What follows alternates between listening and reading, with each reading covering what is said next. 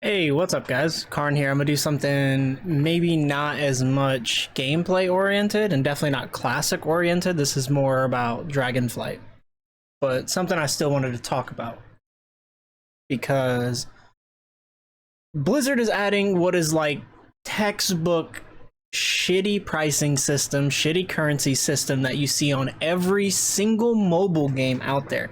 It's the reason why we call mobile games just scams and cash grabs. But for some reason, a lot of people on Twitter have been promoting it and saying it's such a great change and stuff like that. So what's going on is that Blizzard is adding the trading post, what they call the trading post, upcoming Dragonflight feature, complete monthly activities. It's on a monthly cycle, right? Not only are the activities you can do that reward you this unique currency on a monthly cycle, changing every month, but also the rewards you can get from the trading post also change every single month.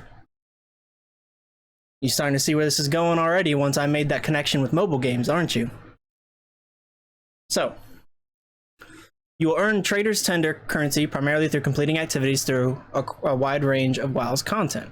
Not just endgame PvE and PvP, but also some lighthearted activities handpicked each month. Could be pet battling, could be crafting, could be who knows.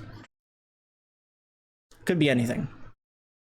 The rewards will be a variety of fun cosmetics like trasmogs and pets, and some will be cosmetics from past promotions or cash purchases, allowing alternative ways for players to obtain these items.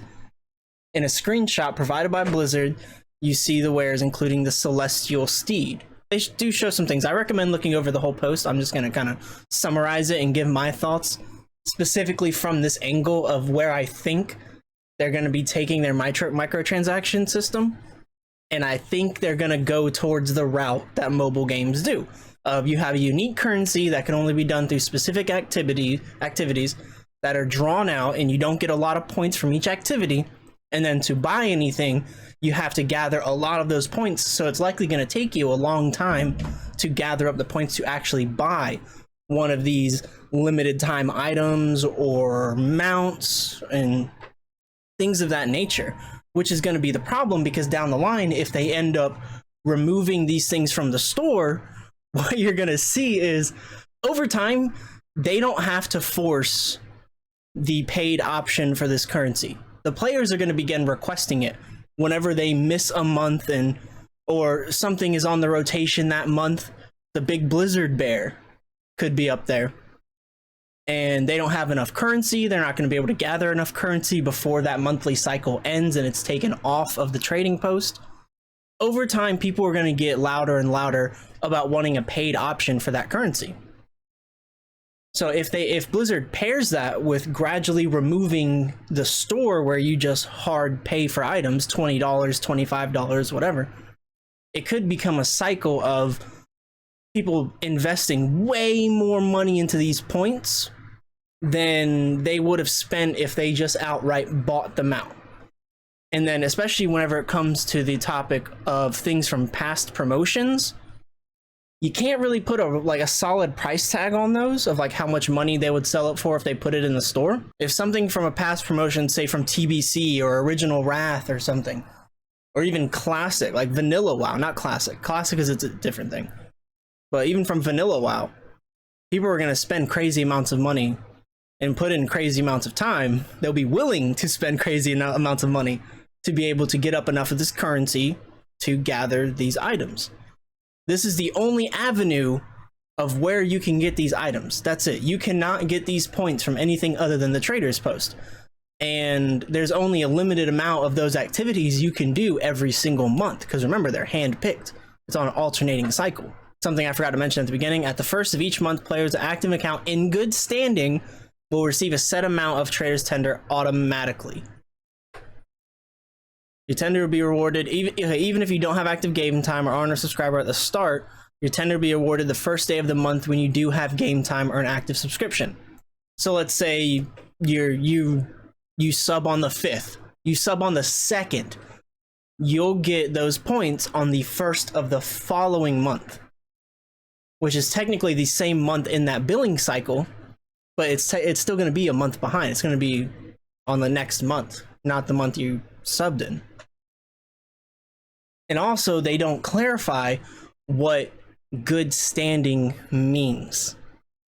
That kind of makes it iffy, because if you have flags on your account, are you going to be able to get these? If you've been previously suspended, are you going to be able to get these? What does like good standing mean? I'm assuming, I'll give them benefit of the doubt on this. I'm assuming it just means you're not currently suspended, you're not currently banned, you're not currently unsubscribed, things of that nature. Where it's like, obviously you're not going to be rewarded these points if you have, if your account is suspended for the next week. Obviously you're not going to get them. But I also posted a thread on Twitter just so I can show you guys.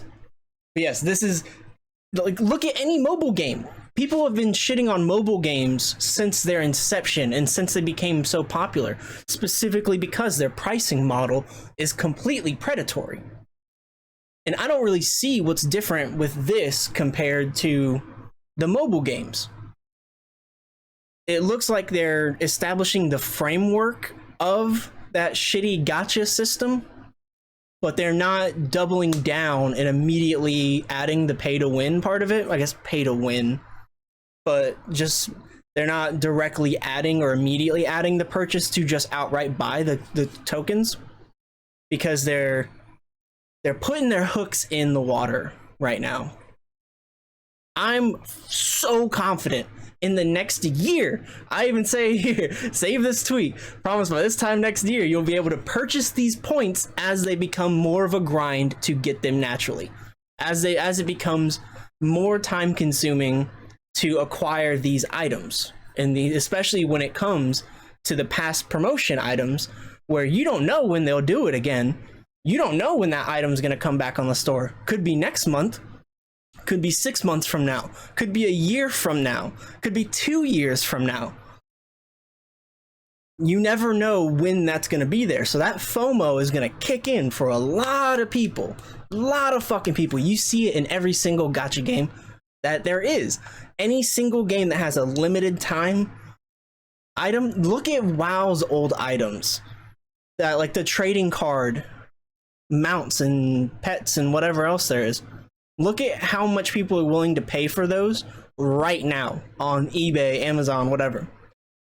Those limited time items are seen as incredibly valuable. So people missing out on those through this trading post system because they weren't able to gather enough tokens to actually acquire it, what do you think they're going to do? You think they're just going to let it go? Oh, okay, maybe I'll get it next time on this. Or no, they're going to bitch and complain, and they're going to pretty much request that Blizzard add a buy option, that you can just buy the tokens needed to acquire the piece from the trading post. And then Blizzard, acting all innocent, playing the game, is going to go, oh, that's a really good idea. We've never considered that before. As if they're not laying the foundation for that right now. If this is successful, right? If this has resounding success and it goes exactly the way I'm predicting it right now, they could even start gradually removing the store altogether and just leave in character services like name change, faction change, realm change, the basic things. And then gradually remove all the mounts, gradually remove any pets, remove all that, and throw it onto the trading post. And then the only way to now acquire those items is to spend real money, or I guess there'll be you'll get a small amount. They'll drip feed you enough through the trading post's normal monthly activities. But remember, it's only a set amount each month that you can get. They'll reward you some from being in good standing. And then the activities, there's only going to be a certain amount of activities. I'm going to guess there's going to be about 3, maybe 5 max. I don't think they're going to front load a lot of these. And then even then, they're going to be maybe 50 points? Where in their example, the mounts were about 500? Maybe more than that? Let's see right here. And they were 900, then 750, 750. So if you're getting 50 per, it really comes down to how many different activities they're going to allow you to do each month, and then what that set amount they give you every month is. But this could take someone 3 months, 4 months to acquire enough points for one. It really comes down to that. It's just the standard mobile game gacha game practice of you introduce a unique currency that you can't get anywhere else. Then you limit the amount that players can get in a set amount of time so that it incentivizes them to buy more and just buy it rather than wait. Then you introduce an option for them to just buy it while they also farm up the tokens naturally. It just seems really, really predatory at first. Maybe I'm wrong. Hopefully I'm wrong. We'll see how Blizzard plays it out.